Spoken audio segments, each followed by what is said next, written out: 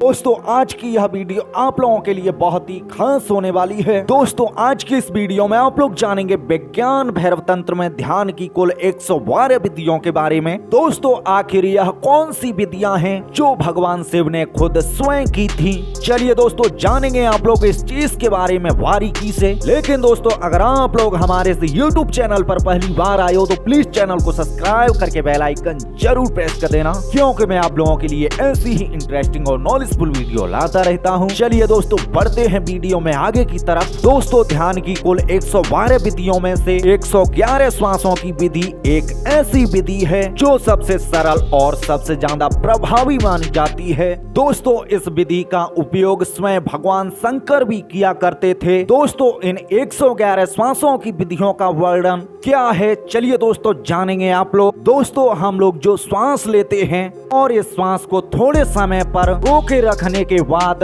इस श्वास को द्वारा छोड़ देते हैं, उसी समय पर श्वास की गति के रुकने के विराम में हमारे शरीर को भैरवी की स्थिति का अनुभव होता है। दोस्तों इसका मतलब यह है कि जब हम लोग श्वास लेते हैं और जब हम श्वास को छोड़ते हैं यानी प्रश्वास, इन दोनों के बीच एक छोटा सा विराम होता है। इस विराम में गहन और दिव्य स्थिति का अनुभव किया जा सकता है जिसे भैरवी स्थिति कहा जाता है। चलिए दोस्तों बने रहिए मेरे साथ इस वीडियो के एंड तक। आज हम विज्ञान भैरव तंत्र में मौजूद 3 स्टेप ब्रीदिंग की एक ऐसी गुप्त और मूल्यवान विद्या साझा करने के लिए जा रहे हैं जो आपको एक तरह से देव तुल्य बना देगी। दोस्तों बहुत से लोग जीवन और श्वास को अक्सर एक ही बताते हैं, क्योंकि यह जीवन के साथ आती है और जीवन के साथ ही चली जाती है, क्योंकि यह श्वासें ही हैं जो चेतना और जीवन के अलग अलग रूपों को साझा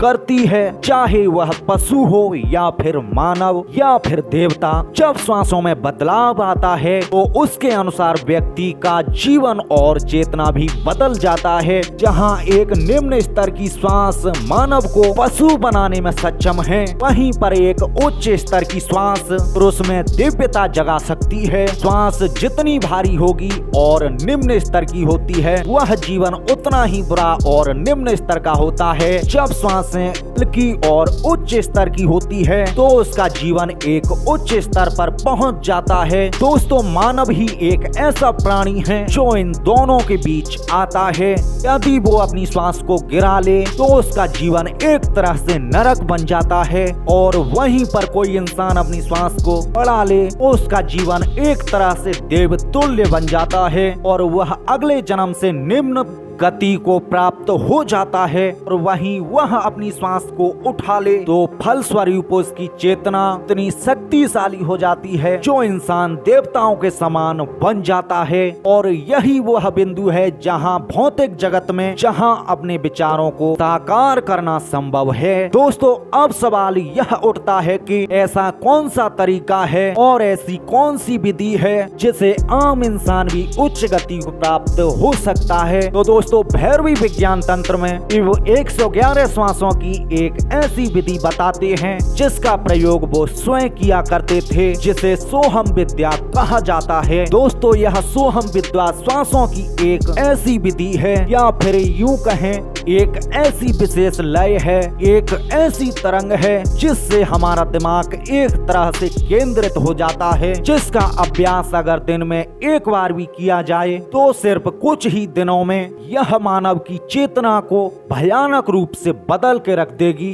दोस्तों जाहिर सी बात है कि जिस बड़ी हुई चेतना से इंसान कुछ भी प्राप्त कर सकता है, सोहम विद्या का प्राचीनतम इतिहास आज से लगभग 3.5 से 4,500 वर्ष पुराना है, जिसका प्रमाण हिंदू पौराणिक ग्रंथों और वेदों में उल्लेखित है, जिसमें से एक वेद यह कहता है कि अहम ब्रह्मास्मि जो व्यक्ति की आत्मा और सर्वव्यापी चेतना एक ही है, जिसे जानने की सबसे सरल प्रक्रिया का नाम सोहम विद्या है। दोस्तों भागवत गीता के श्लोक के अनुसार कोई भी जन्म लेता है उसके लिए मृत्यु निश्चित है, और अगर कोई मर जाता है तो उसके लिए जन्म लेना निश्चित है। लेकिन दोस्तों इस बीच मानव में आत्मा नाम का एक ऐसा तत्व होता है जो ना तो कभी मरता है और ना ही कभी जन्म लेता है।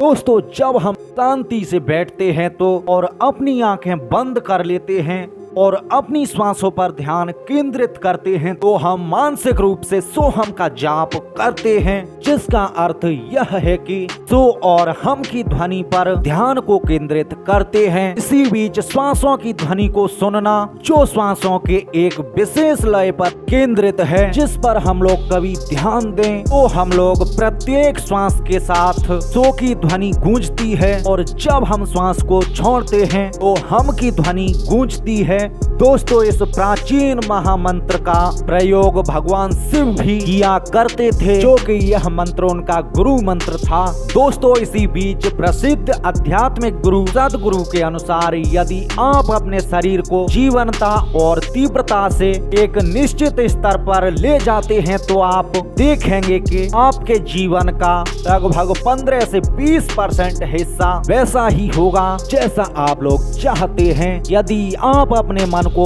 एक निश्चित स्तर पर ले जाते हैं, जब तीव्रता और जागरूकता के साथ आप लोग देखेंगे कि आपके जीवन का लगभग 50 से 60% हिस्सा वैसा ही होगा जैसा आप लोग चाहते हैं। और यदि आप लोग अपने आप को तीव्र और स्थिर बना लेते हैं तो आप लोग देखेंगे कि आपके जीवन का लगभग 100% हिस्सा वैसा ही होगा जैसा आप लोग खुद स्वयं चाहते हैं। दोस्तों हमारे सपनों और इच्छाओं को प्राप्त करने की कोशिश में हम एक ऐसी शक्तिशाली उपकरण को भूल जाते हैं जो हमारे साथ हर दम रहता है, जो हमारी श्वासें हैं। दोस्तों जब हम लोग सही और गहरी सांसें लेते हैं तो हमें अपने मन में स्पष्टता प्राप्त होती है और हमारी ऊर्जाएं हमारी इच्छाओं के साथ एक हो जाती है। दोस्तों योग और तंत्र के साथ प्राचीन परंपराओं में नाड़ी के प्रमाण हमारे जीवन के सिर्फ शक्ति के प्रभाव को साझा करते हैं और जिससे हमारे शरीर को समझा जा सकता है, जिसमें ईड़ा, पिंगला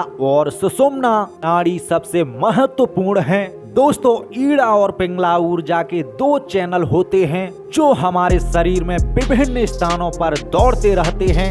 ईड़ा हमारे ऊर्जा के ध्रुव पक्ष को दर्शाता है, जैसे हमारा शरीर, मन और हमारी बुद्धि, और पिंगला हमारे शरीर के पशु पक्ष को दर्शाता है, यानी हमारी चेतना को दिखाता है, जिसे हम लोग शिव भी कह सकते हैं। दोस्तों जब शिव और शक्ति एक साथ हो जाती हैं, यानी यूं कहें ईड़ा और पिंगला नाड़ी सुषुम्ना में स्थित हो जाती है, तभी हमें मुक्ति प्राप्त होती है। दोस्तों ईड़ा और पिंगला को सुषुम्ना में स्थित करने के लिए यह एक उपाय है कि जिसे 111 श्वासों का रहस्य भी कहा जाता है। दोस्तों ईड़ा नाड़ी वायु नथुने से जुड़ी होती है, जिसे हम लोग चंद्र नाड़ी भी कहते हैं। यह नाड़ी ठंडक से संबंधित है और साथ ही मानसिक शांति प्राप्त कराती है। दोस्तों पिंगला नाड़ी दाएं नथुने से जुड़ी होती है, जिसे हम लोग सूर्य नाड़ी कहते हैं। दोस्तों यह नाड़ी गर्मी, ऊर्जा और सक्रियता को दर्शाती है। दोस्तों अब जानेंगे आप लोग सुषुम्ना नाड़ी के बारे में। दोस्तों सुषुम्ना नाड़ी यह नाड़ी एक ऐसी नाड़ी है जो हमारे शरीर की रीढ़ की हड्डी से जुड़ी होती है और उसके मध्य में स्थित होती है। और यह नाड़ी एक ऐसी नाड़ी है जो हमारे शरीर में दोनों नाड़ियों को संतुलित रखती है। दोस्तों यह नाड़ी एक ऐसी नाड़ी है जो हमारे शरीर में कुंडलिनी नाड़ी को जागृत करने में बहुत सक्षम होती है। दोस्तों सुषुम्ना नाड़ी को सक्रिय करने का एक प्रमुख तरीका और जो सबसे ज्यादा सरल माना जाता है वो मैं आप लोगों को बता दूं। तो दोस्तों जानेंगे आप लोग उस तरीके के बारे में। दोस्तों जिस प्रक्रिया में आपको नाभि तक एक सांस भरना है और ध्यान रहे वह एक ऐसी सांस भरनी है जो सिर्फ नाभि तक जाती हो, जो हमारे शरीर में 7 चक्रों में से एक ऐसा रिसाव करती है जो हमारे 7 चक्रों को धीरे धीरे सक्रिय कर देती है। दोस्तों जिस ऊर्जा को प्राण ऊर्जा कहा जाता है, जो हमारी श्वासों में मौजूद होती है, जो श्वासें नाभि तक नहीं जाती हो तब तक श्वासों में उतनी ही ऊर्जा नहीं होती जो हमारे शरीर के चक्रों को सक्रिय कर सके। इसीलिए 111 सांसों का रहस्य वो तरीका है जो हमारी सांसों को और गहरा करने और यही हमारे शरीर में 7 चक्रों को सक्रिय करने में काफी सहायक होता है। चलिए दोस्तों, अब आप लोग जानेंगे उस प्रक्रिया के बारे में जो हमारे शरीर के चक्रों के साथ साथ हमारी नाड़ियों को भी स्थिर रखे। दोस्तों, आपको समतल जमीन पर या फिर अपने घर के फर्श पर लेट जाना है। अपनी नाभि को किताब या फिर किसी भारी वस्तु से दबा लेना है और अपना हाथ सिर के ऊपर पीछे रख लेने हैं। दोस्तों, श्वास के साथ नाभि पर रखे वजन को और श्वास के साथ ऊपर उठाना है। दोस्तों, ध्यान रहे कि यह वजन स्पष्ट दिखाई दे और यह वजन धीरे धीरे शरीर के नाभि के उठने के साथ साथ नीचे जाता भी दिखाई दे। दोस्तों, यह काम आपको प्रत्येक दिन 10 मिनट तक करना है और धीरे धीरे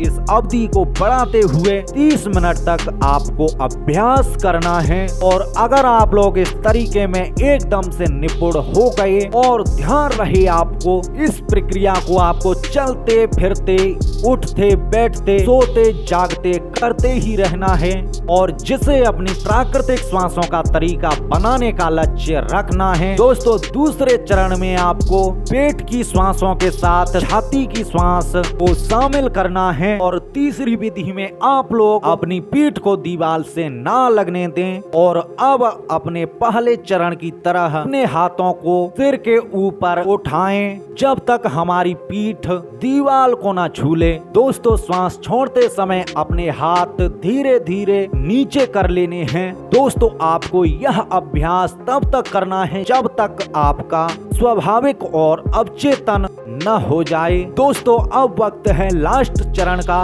दोस्तों, इस चरण को आप लोग तभी शुरू करें जब आप पहले और दूसरे चरण में निपुणता हासिल कर सकें। दोस्तों, तीसरे चरण में श्वासों का सबसे महत्वपूर्ण चरण है जिसमें पहले और दूसरे चरण की तकनीकों को मिला के रखा है। दोस्तों, इस चरण को जैसे जैसे आप लोग कंप्लीट करते जाएंगे वैसे वैसे आपके शरीर से नाड़ी और शरीर के 7 चक्र एकदम से धीरे धीरे सक्रिय हो जाएंगे और आपके अंदर एक अनोखी ऊर्जा का आना महसूस करेंगे। दोस्तों, यह ऊर्जा आप में अगर एक बार एंटर कर गई तो यूँ समझो आप लोग एक ऐसे व्यक्ति बन गए हैं जिसका कोई भी कुछ नहीं बिगाड़ सकता, या फिर एक तरह से आप लोग देवतुल्य बन जाओगे और ऊर्जावान भी। दोस्तों, मैं आशा करता हूं आप लोगों को बताई गई जानकारी सही तरीके से समझ में आ गई होगी। लेकिन दोस्तों, अगर आप लोगों को यह वीडियो थोड़ी सी पसंद आई हो तो प्लीज चैनल को सब्सक्राइब करके बेल आइकन जरूर प्रेस कर देना, क्योंकि मैं आप लोगों के लिए ऐसी ही इंटरेस्टिंग और नॉलेजफुल वीडियो लाता रहता हूँ। चलिए दोस्तों, अब दीजिए अपने भाई को जाने की इजाजत, फिर मिलेंगे अगली वीडियो में।